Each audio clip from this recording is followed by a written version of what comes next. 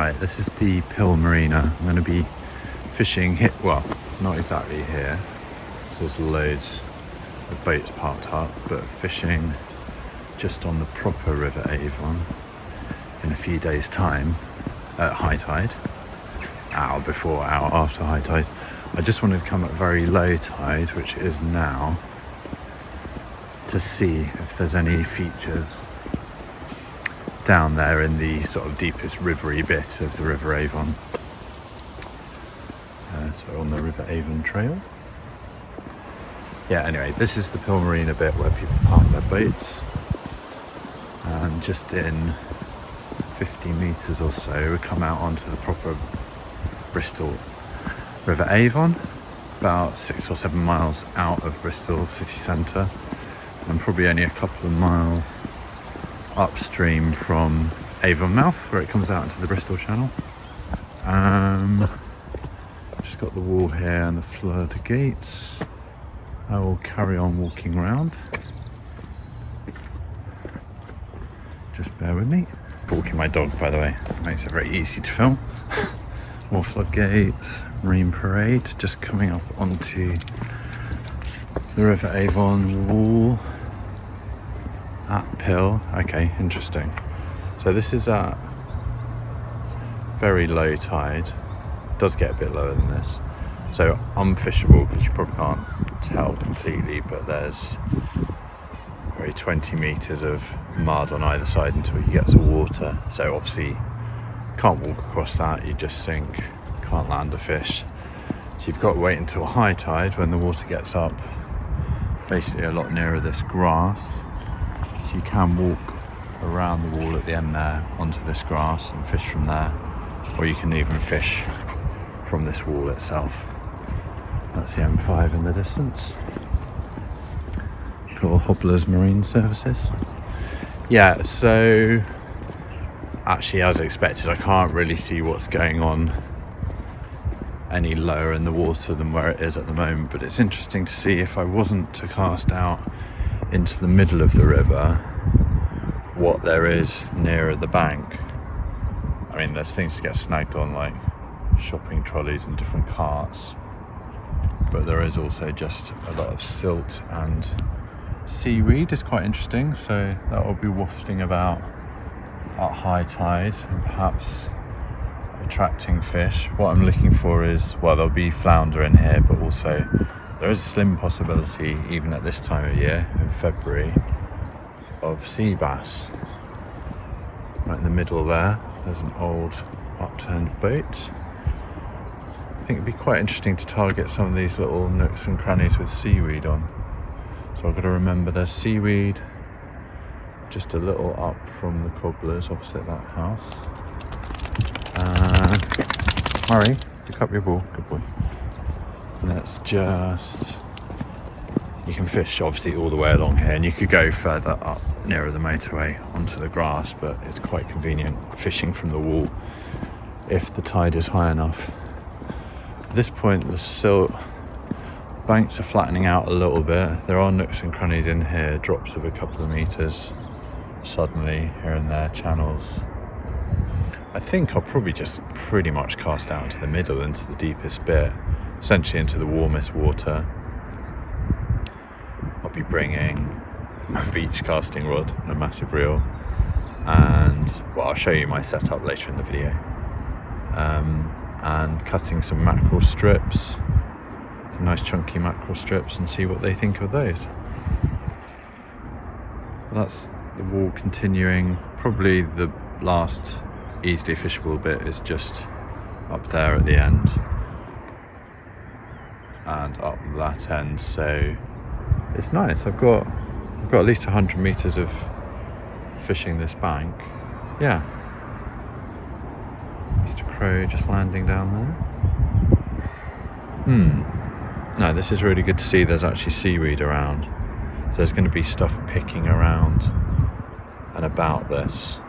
Yeah, cool. Okay, well, stay tuned, and I'll hopefully be hauling in some fish in the next couple of days. Bye.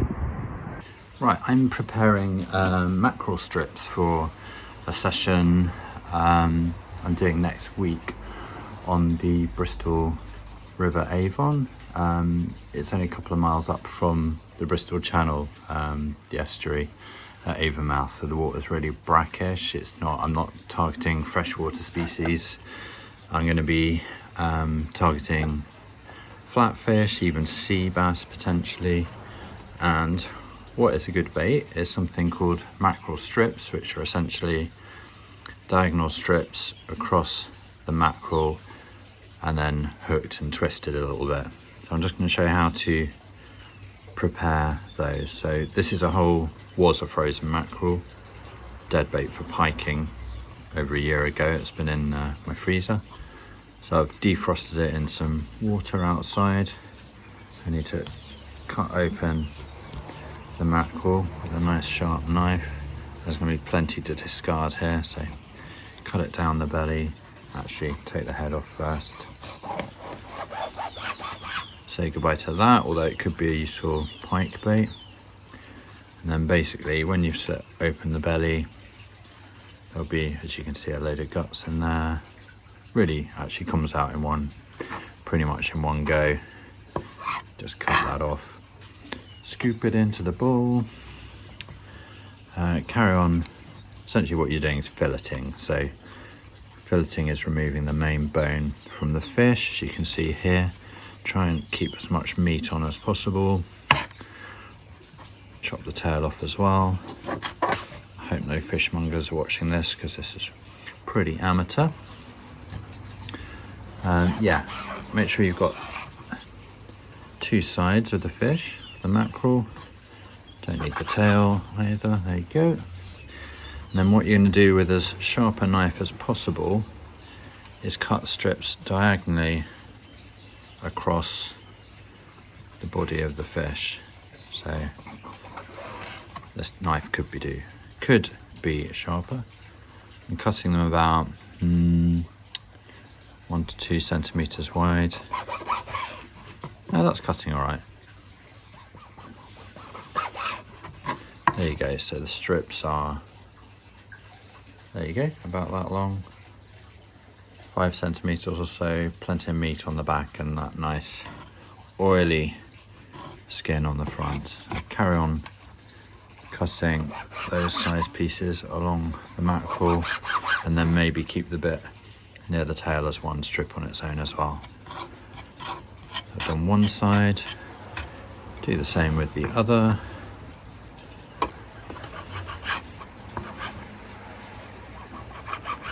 Actually smells great. I thought it was going to be really disgusting, but it smells like nice fresh fish. I think that I keep that as a strip. That's a biggish one. And then in a bit I'll show you how to hook these later on in the next video. But essentially you'll be putting a hook through the skin, then passing it back through the flesh, through the skin again. Do that a couple of times.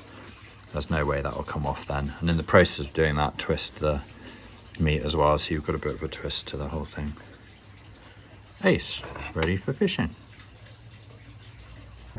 Just getting the gear ready for this morning. It's sunny, very cold but sunny. Yeah, what's that? Abu Garcia big reel cardinal, long diver cross cast beach casting rod, and brass tackle in here, a little landing net. Yeah, so I'll be heading down in a bit to catch high tide. Just at the River Avon uphill, not far away from the M5. Big anchor, pill tidal defences, fact board. Yeah, here about, what's the time? About 45 minutes before high tide. I need to find a way down. Looks like a sort of path here. Oh, sorry. Yeah, pick the walk down here. It's high tide is not going to be the highest tide, so I reckon this should stay all dry. Probably set up and fish from here.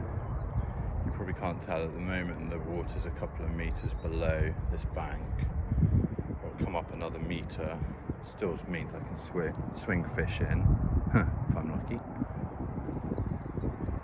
I can set up here because I can escape easily if the tide gets too high.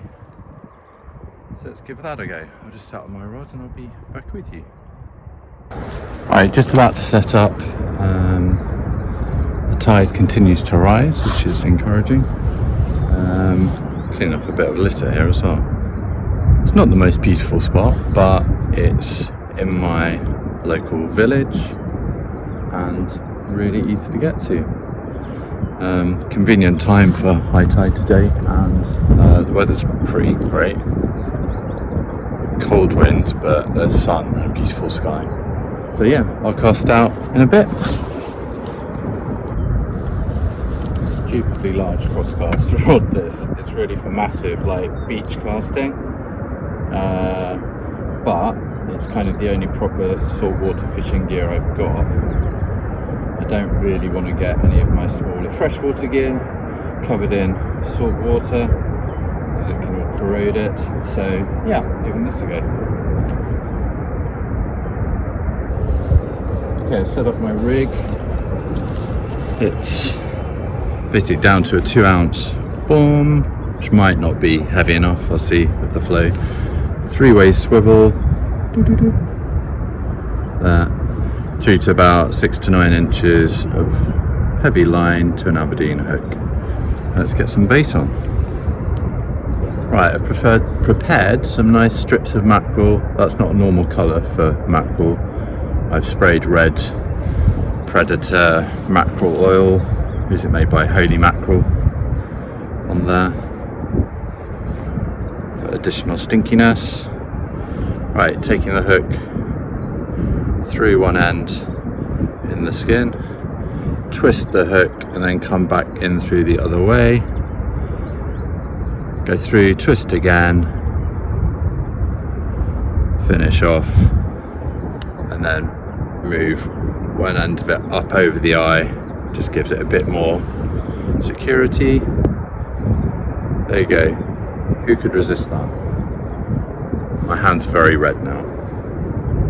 I didn't think that through. Okay, just casting out now. There's a wall behind me, so I'll have to move. Just aiming for the middle of the water.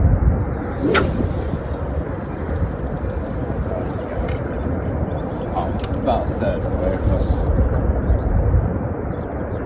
Tighten up the line as best I can.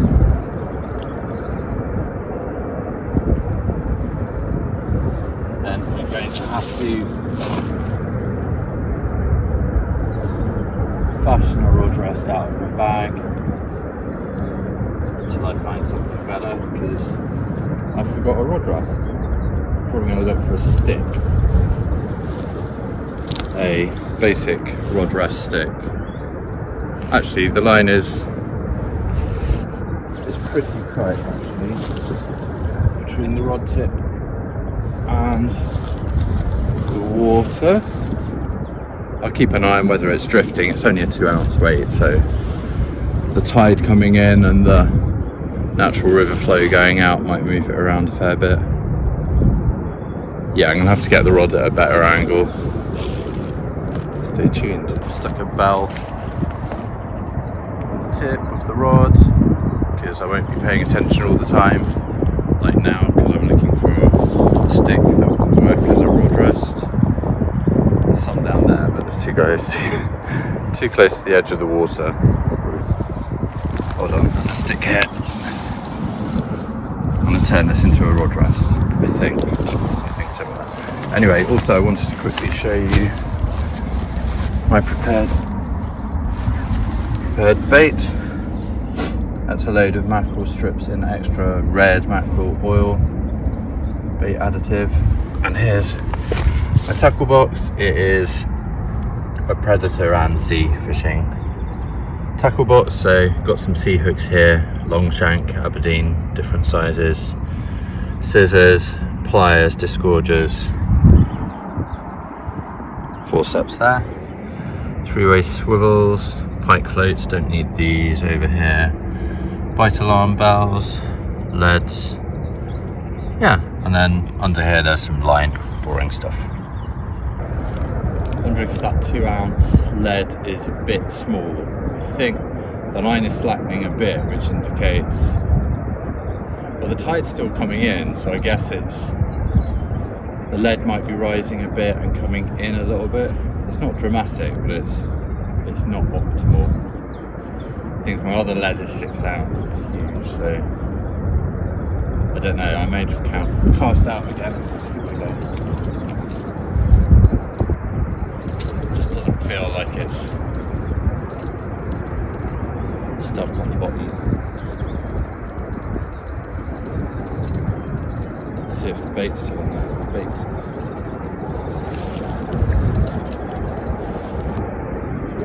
is still on there, so that's good.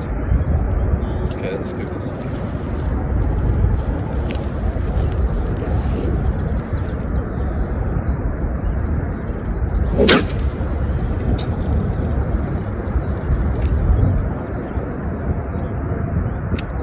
Pretty much gone exactly the same place I cast last time. It's obviously where it wants to go. Just leave it there. Maybe it's not a bad thing that's naturally drifting in. Okay, I've just learned you can't cast with those bell indicators on the tip of the rod. It's just gone flying off. I'll just have to keep an eye on the tip of the rod instead. Or remember to unclip it before I cast. Amateur. This is even more weird than fishing kind of a small river or definitely a lake, because what is going on under the surface? My line's tight at the moment, so I may have got it a bit further out and it's hit something that it's got hold of. I mean, it could be a massive snag, but it's kind of vast. I mean, I'm not used to fishing a river this wide, but also you're targeting sea species here. I don't think there'll be freshwater fish in here. Basically, we're only 2 miles upstream from, let me point to Avonmouth.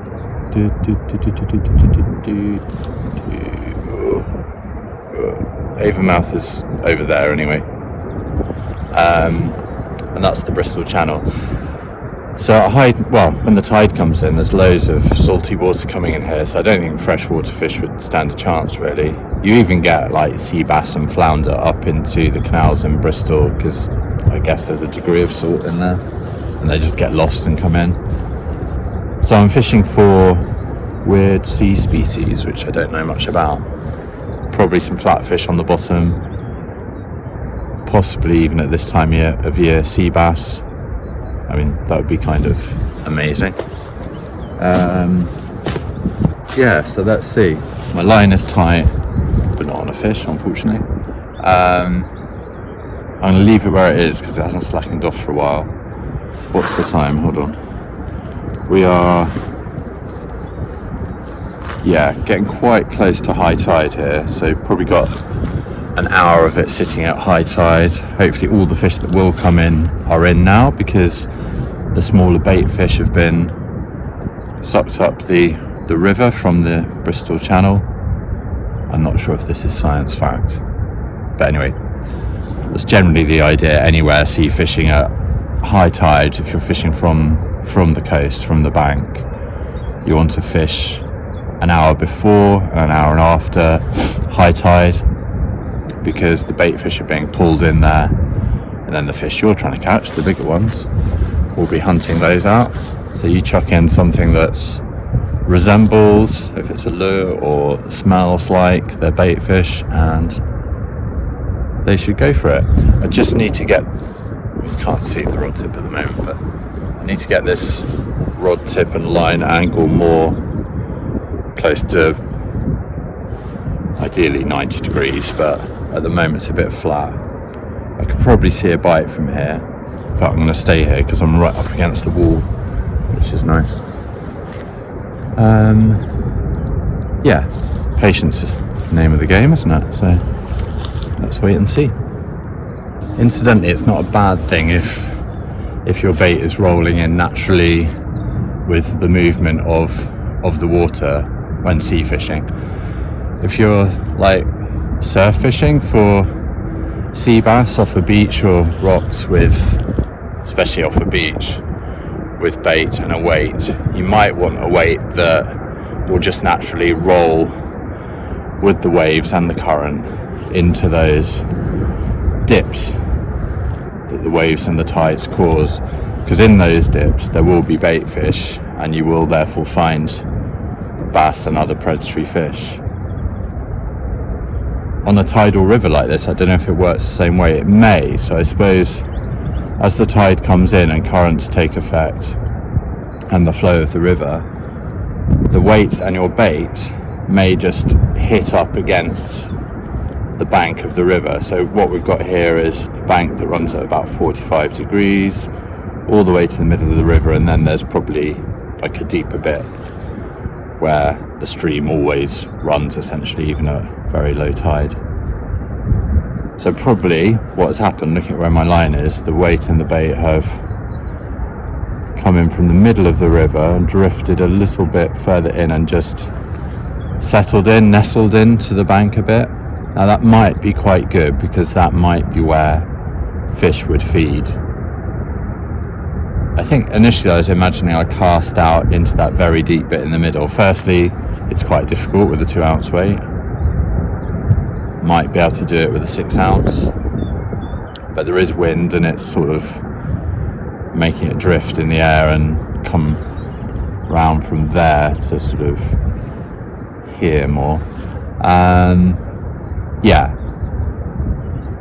so I think I'll just let it do what it's doing, and if there's small bait fish and I don't know, dead fish, crabs, things like that, they're going to probably naturally settle where my bait would settle anyway. So maybe that's where the predatory fish will be looking. So yeah, let's give it a go. Fingers crossed. Thought I'd just move up the bank away from my rod. Got the bells on so I'll be able to hear the inevitable bite when I get it. Come up into some sun. This is the hill. The anchor again. That was my finger. It's actually a lovely sunny day. Let's go around. Whoa, sun. It's excellent camera work, I know. Anyway, give you context. I'm set up down there, so on the corner. Anchor is here. I'm set up there. Initially cast out to, about a third of the way out. It's drifted round a little bit and nestled in, as I was saying earlier.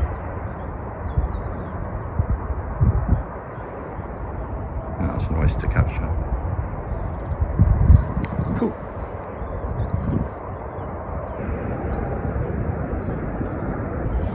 Still about 25 minutes away from high tide, so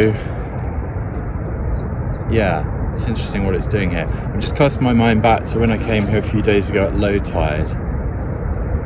Basically there is a fair bit of seaweed on these muddy banks.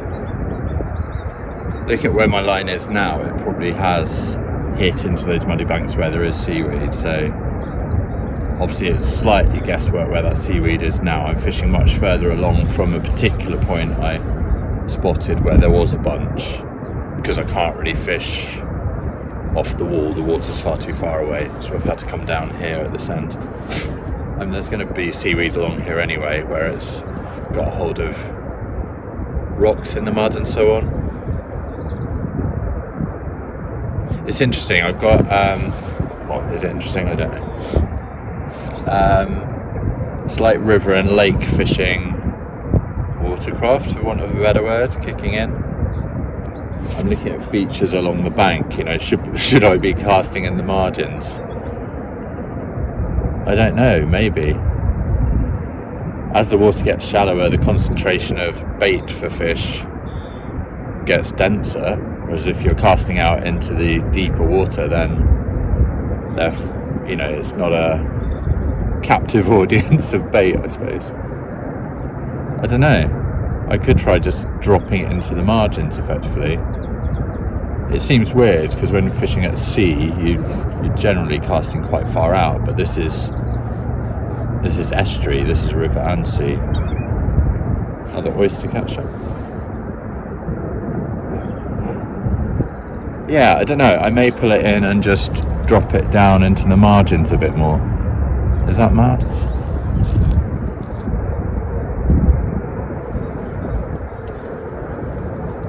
Just pulling in to potentially, check the bait, but also recast. I don't know. I'm torn between casting it out much further and dropping it into the margins. It looks like the bait's still in there. Whoa, swing it in.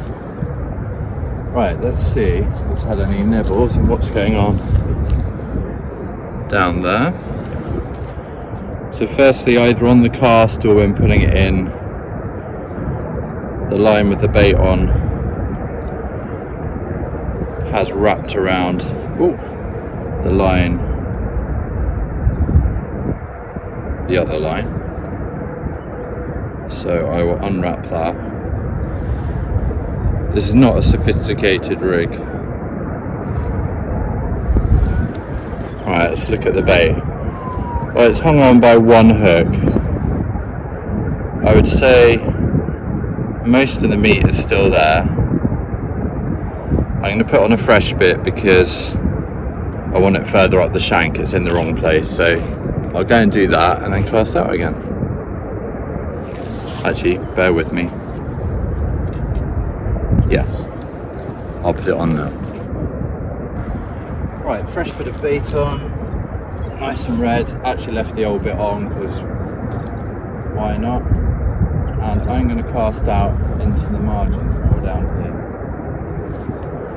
Some would say I'm mad, but that's what my fishing head is telling me. Just rest it on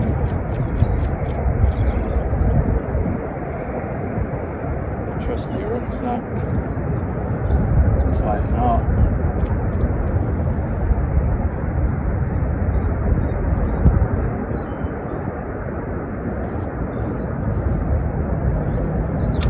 Pull around a bit of vegetation. I think that's okay now. I'm going to tighten up a bit more. With that? Yes. That's good, we're there. It's settled into the silt. Should probably stick an alarm on there. Extremely sophisticated bite alarm. I will do this without falling in the river.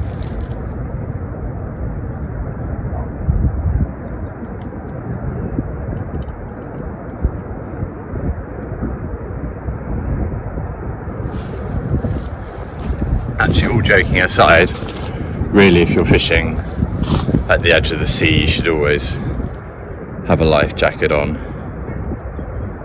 It's not going to be fun if you fall in here. I'm quite a long way away from the edge of the bank, so I feel pretty safe. But yeah, I see some crazy fishing happening on the coast sometimes.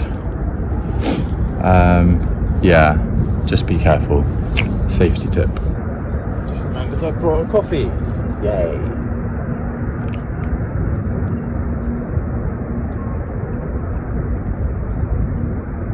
That is good.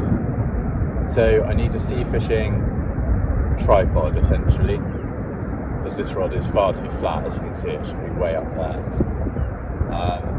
Because I'm fishing near the bank and off to an angle. This is more like coarse fishing, so like my quiver tip will work fine here, but when casting straight out, yeah, you need something that's really upright.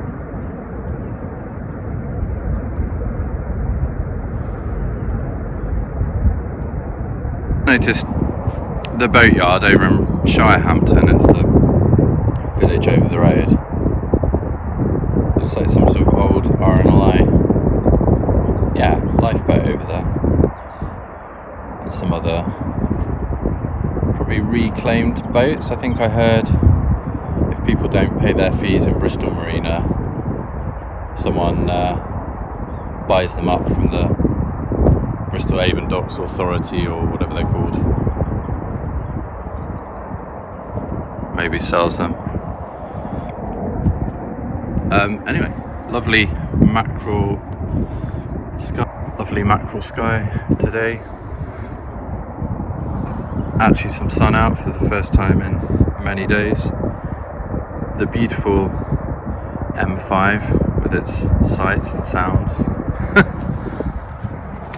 Actually in the other direction everything looks rather nice and peaceful.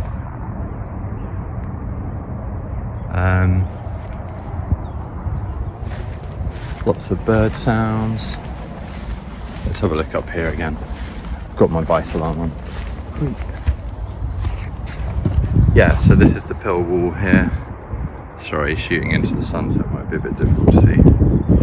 Yeah, it runs all the way down there into the village. I was debating whether to fish along this wall here on the straight bit, but the water's far too far down, hence why I've come here instead by the anchor and down here. Yeah, so got a fresh bit of mackerel on in the margins. Probably saw where I cast, so it's out about here. It's quite tight, so it's probably just lodged into the bank there. Yeah, let's see what happens. Keep an eye on that rod tip and alarm. Go on, you can do it. On closer observation, I think my rig's far too close to the bank, so I'm going to cast out again. This time, move to the bait bite alarm. Put it in a more sensible place.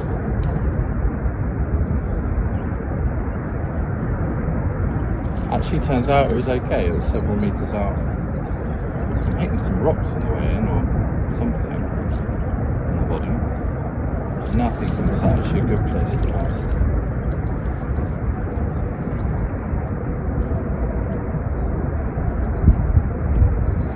Yeah, I think I'm going to leave it out there actually. There's some interesting, what do we call them, features out there?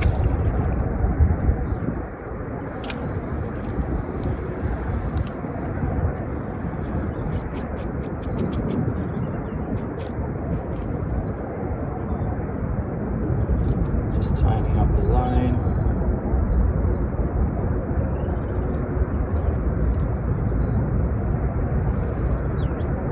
Okay, we're tight now. I really need a rod rest, a tripod.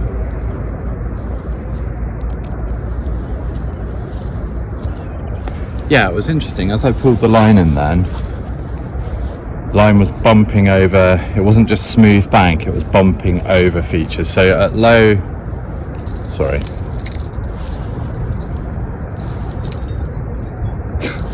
at low tide, there's definitely in these banks big dips in the mud, whether it's the mud and silt over rocks or whether it's just the way the mud and the silt form into shapes as the tide goes in and out. I don't know, but I was definitely bumping over stuff, so if there's features down there, there could be fish down there. So I'm just gonna, well, I have just cast out again. The bait looked fine. Yeah, stick the alarm on. Sorry, I find these bite alarms very amusing. Yeah, and wait again. I think along with big carp fishing, sea fishing of this sort is probably requires the most patience, depending on when you're fishing and where. There's a lot of waiting. Just spotted someone right opposite me on the Shirehampton side of the river, directly opposite, fishing. Looks like there's a car park with a few vans in, and he's just sat down very much like me on the bank. So that's nice. I'm not the only mad person. But actually, the weather is really lovely. And it's high tide, so I will keep an eye on whether he captures anything. And I'm sure he's doing the same. Actually, I don't know if it's a plane. It's someone in a hoodie, wrapped up like me. Let's see. Competition is on. Okay, next time we come here, I need to bring a little mat to sit on, or a small chair, because despite wearing excellent thermals, the cold ground is getting through to my arse. Perhaps we can fashion something. I mean, I could sit on my rucksack, but that's operating as a rod rest. This is very much minimum viable fishing. I mean, it's barely viable, but oh wow, the water looks really beautiful. It's getting really still now with the sun on it. Lush. Just a little breeze coming around this wall. If the camera will distract you. Fishermen over the other bank, the other side has not caught anything yet. A couple of people walking along the footpath. Yeah, I'm going to stand up. My bum is getting cold. Yeah, I have a think.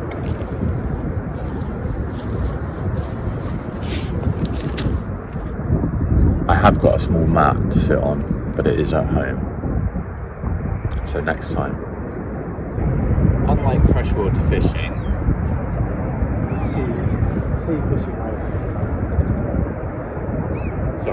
sea fishing where you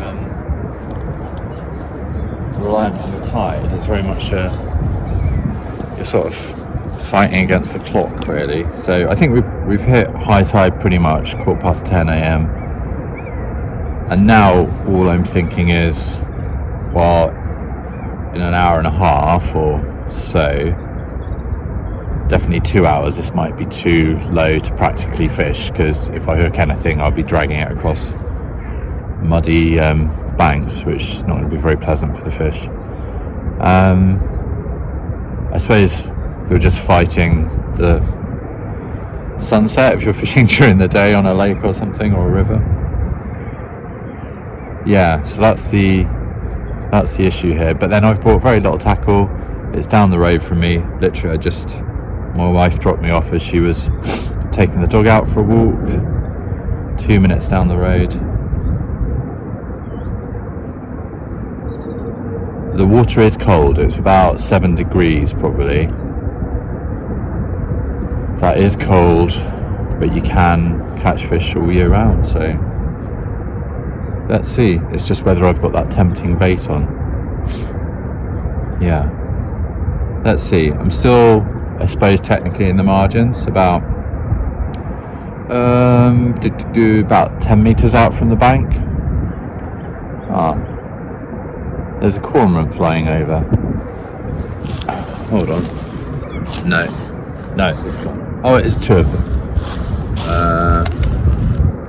I think they're too far away to see. Yeah. A pair of cormorants just flew over. Lovely.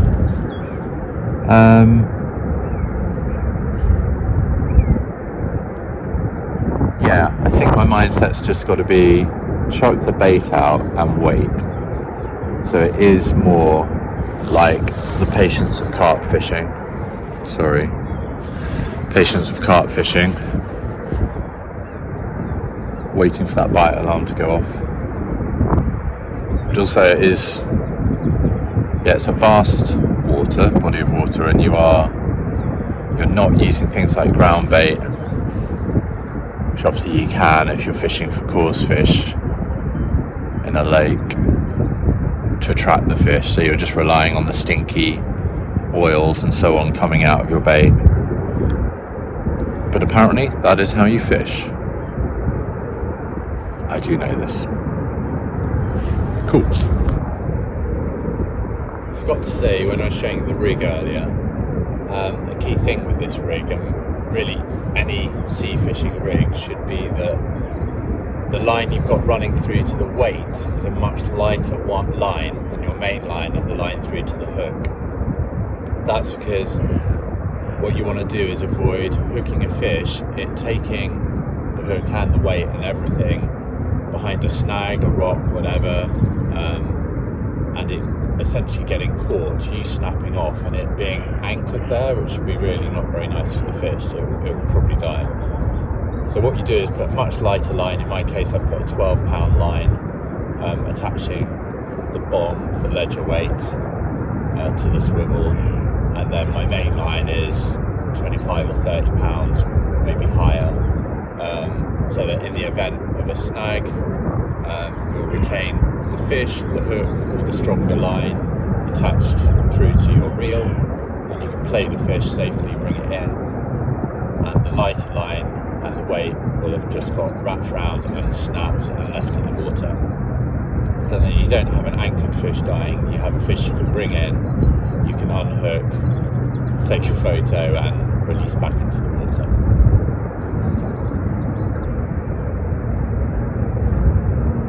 Go just check my watch app for tides. It says we're at high tide and it's just dropping now. So we're at some sort of fairly slow equilibrium in terms of the water moving up or down. This could be a time when we get bites because things have settled a bit. Bait fish don't know whether they're going upstream or downstream. I don't know.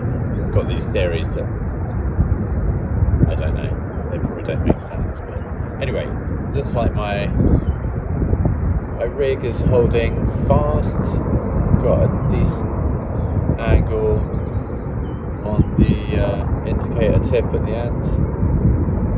So yeah, fingers crossed. Yeah, just checked on my Tides app. Whoa. I don't know, over here on the right somewhere. We're at 11.9 meters and dropping, so I think we're just at that point now where it's hit high tide and it's just turning back now. So some sort of kind of equilibrium. The water probably isn't moving too much in terms of going up or down. These are just theories. I don't know whether this is fact, but yeah, hopefully the bait fish and other nibbly bits that the fish like eating are just sort of drifting around. Don't know whether they're going upstream or downstream. So it could be a good time to get a bite. We'll see. Yeah, fingers crossed. One thing I must mention is that if you have a smartphone, which I'm guessing pretty much everyone does, it is worth saving up for. If you've got an iPhone, get an Apple Watch, or if you've got another sort of phone, then there will be smart watches that connect to them. Mine is an Apple Watch, and you can remotely trigger the camera, so at the moment I can just sit here, watch the rod, and the camera is over there attached to a bit of the wall, and if there's anything interesting for me to take, or if for instance I hook a fish, I can just press record on my watch, and yeah, it gets recording. It's mega handy. Yeah, highly recommend it. And I think the kind of, what do you call them, entry level watches aren't incredibly expensive. I mean, a lot cheaper than a phone, but yeah, you can probably get them on back market or something like that for maybe £100 or less. Yeah, it's really handy if you want to do any sort of remote selfies, videos, when you've gone fishing and there's no one there that can take video or photos for you. It's really handy to remote trigger videos or photos. Cool. I'm just gonna bring in my bait and check it's presented as well as it could be. My worry is it's slipping down the shank of the hook and just hanging on the bend basically. I've got some biodegradable dental floss, so I could wrap that around the bait so that it stays on the shank more. Let's give that a go. Let's see if we're actually snagged on anything. No.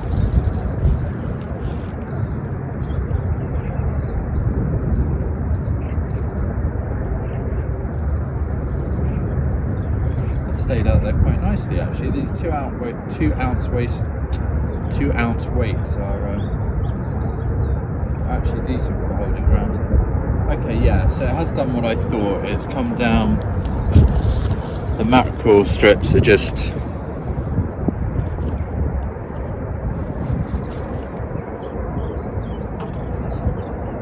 hanging on the bend of the hook mostly. I want them further up the shank. So I'm just gonna get some biodegradable dental floss and just wrap that around. Give that a go.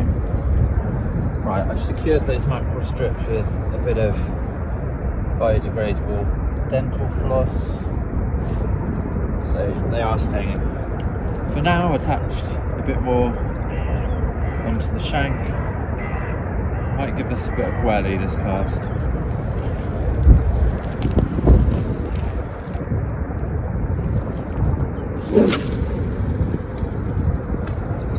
Okay. Quite near the middle of the river, that wasn't bad actually.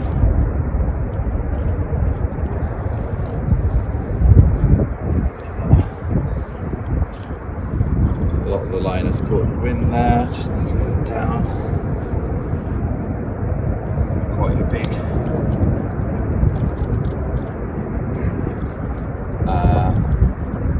loop in the line, just see where it is. Yeah, it's tricky to avoid that. There's actually several miles an hour of wind coming down the river, so as you cast, it's creating this bow in the line. I'll try and tighten up on this. Get out of the way, mate.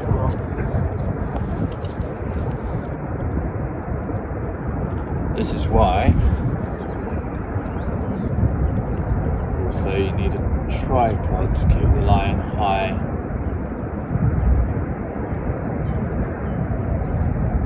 I'm not entirely sure. I think I've probably pulled in my rig a fair bit.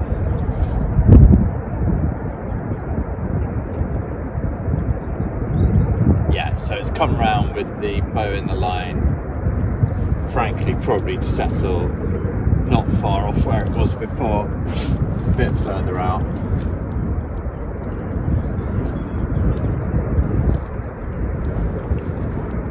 I think it's probably tight enough to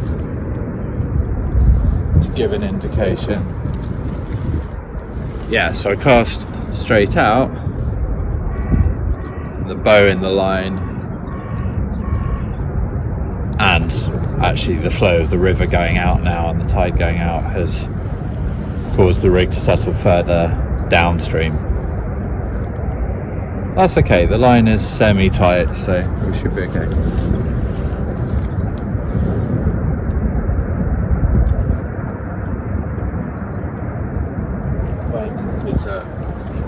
On. Found a log down by the water, so I'm sitting on that now. It is dry. It is hard but dry, therefore not cold.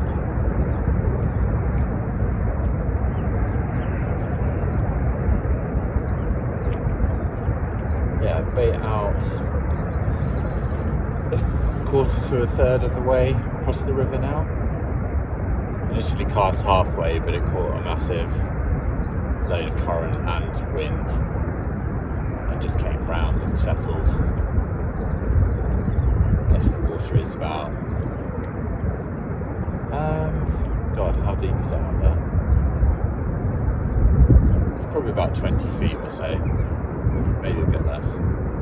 No way, this rod is 15 feet. Yeah, probably at least 20 feet deep. So there's plenty of room for it to catch some current and river flow as it's settling and it comes round. So if I want to try that again, I'll just cast way upstream, just let it arc around. Gosh, my Soluna app for predicting fish activity says about 30 to 40% fish activity. Actually, I don't know what time, but possibly around now, high tide. So you know, it's not terrible. Yesterday and the day before it was nearly 0% fish activity all day. So if you pay any attention to solar lunar cycles and whether that has any effect on fish feeding, fish activity, then there you go. It's about 40% or so. But 10 to 11, I think I'm going to chuck in my rig to the margins again. I just feel like I've got more connection between the rod tip and the rig then. Like if a fish hooks itself at the moment out there, obviously I'm going to know about it, but I don't know, I just feel more comfortable when it's closer in. In terms of quiet indication. But I know with, you know, most fish species, most sea fish species, they're gonna just gobble up bait anyway. But they may also nibble it and not hook themselves, so I don't know. Let's see what the bait's doing anyway. Check on it and then check it out again. Still got a bit of colour to it. It has, I think, come back down to the bend of the hook.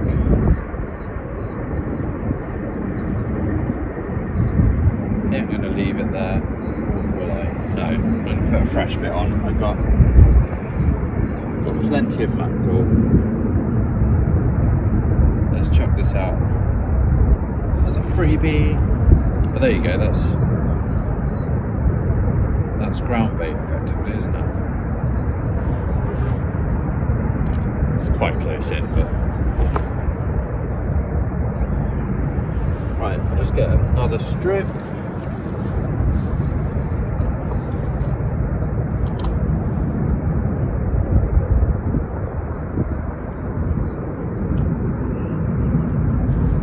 Okay, nice bit here, very red, very oily. There's my hook, there it is. So I'm doing what I showed at the start of the video, taking it in one side, the hook, twisting it round, taking it back through the other side. Just doing that a few times so it goes through the skin a few times. Pull it up over the eye of the hook. So hopefully for a little while the bait will stay along the shank of the hook a bit more.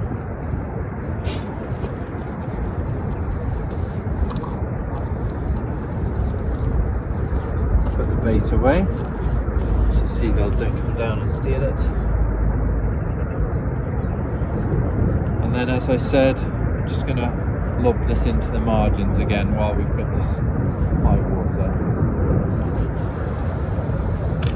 There we go.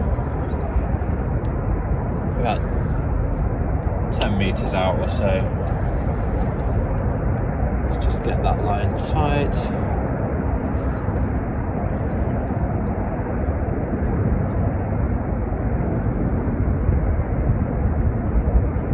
Until it beds in.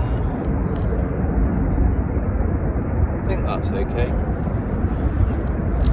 Check on the rod tip and where the line is. It's a bit of a bar in the line still. Let's just see it.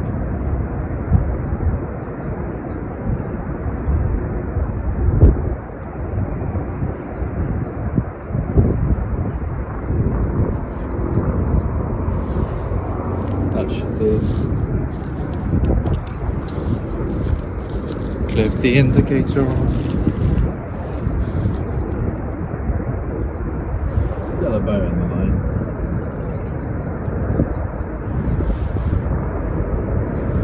Probably means it's just pulling along the bank and hasn't settled into anything. That's fine, I'll leave it with a slight bow in the line. I've got some mackerel juice on my glasses. Nice.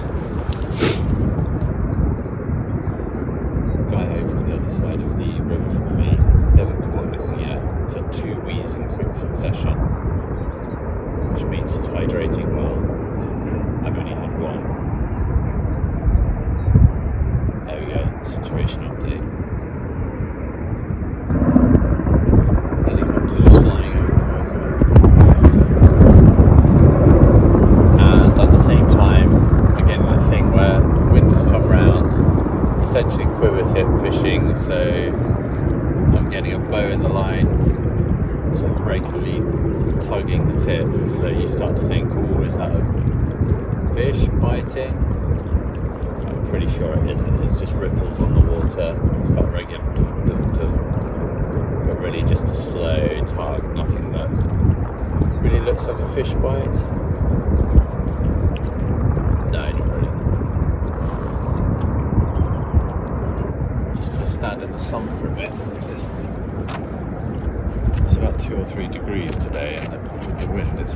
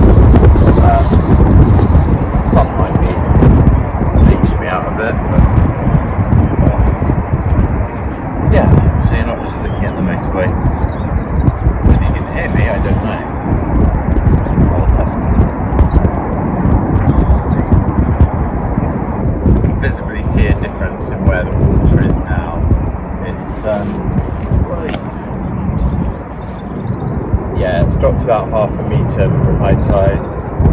Still very, very fishable. I'll try not to fall over. Yeah, I'm just going to cast out again as the tide has moved the water a little, as it does.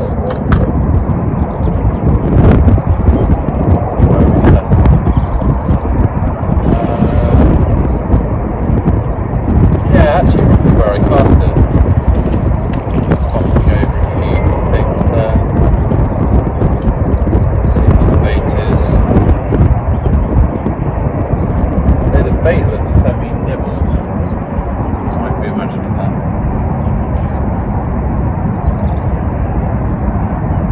No, not really.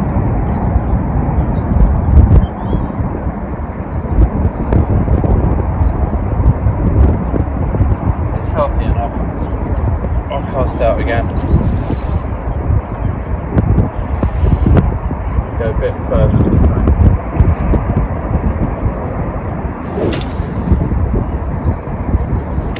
Yeah, about a third of the way across. Treat that line before it drifts too much. Like that. Okay, so see where that softens now. We've got the tide taking the water out. My rig is probably heading downstream.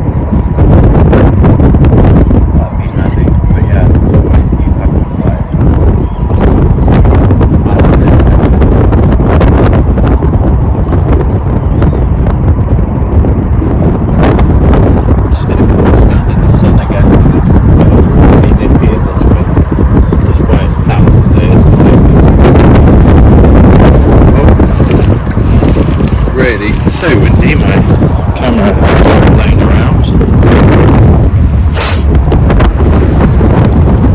Should probably tighten up. Let's give that a go.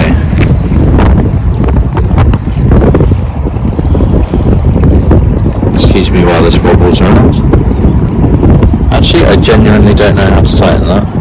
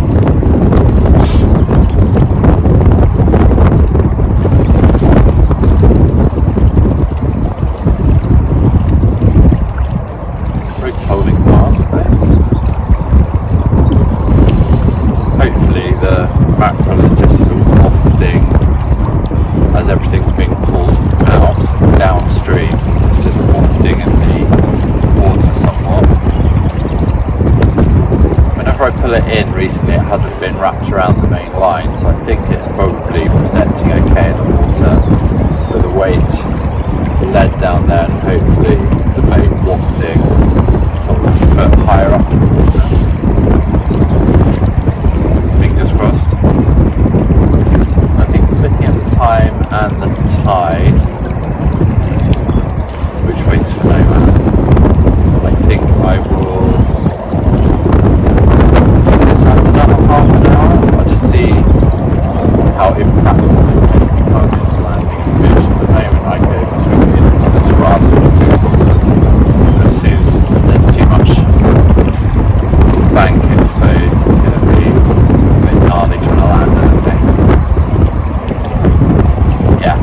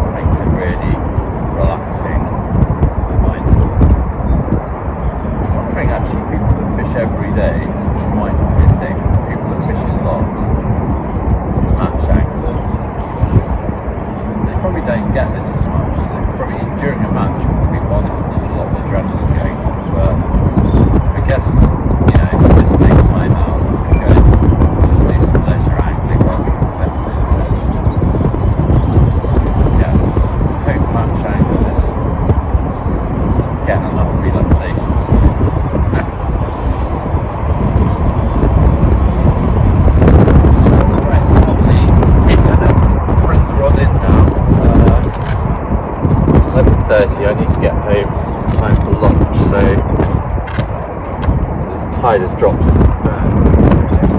couple of meters, so there's always that thought, one more cast, the next one being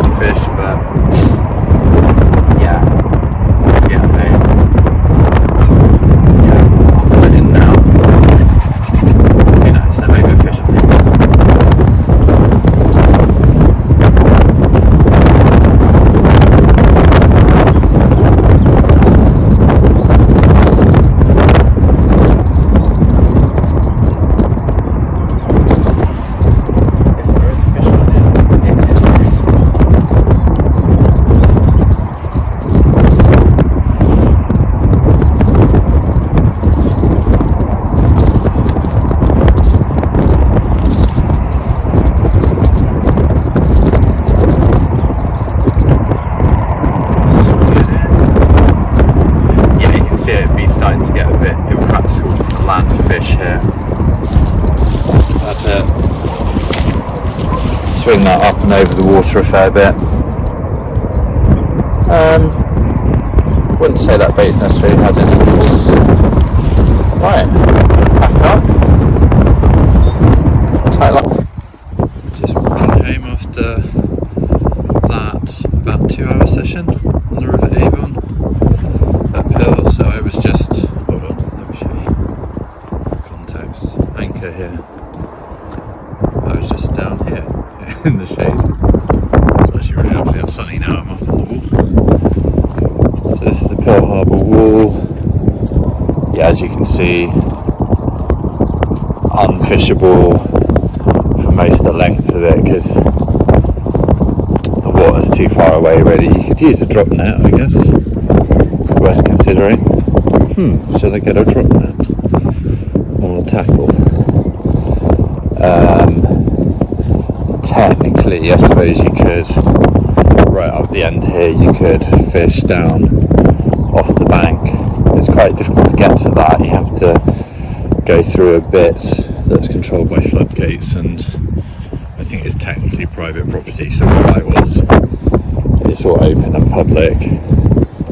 Actually, for most of the time, it's sheltered from wind as well. So yeah, just heading back after, sadly, an unsuccessful session in terms of catching fish or getting any bites, but it was really interesting to recce it out. Find that there is a fishable area. There was someone fishing on the other side as well, as you can see, so it's also worth fishing here. I'd give it another go. Well, if you like this video, like and subscribe, and good luck, tight lines.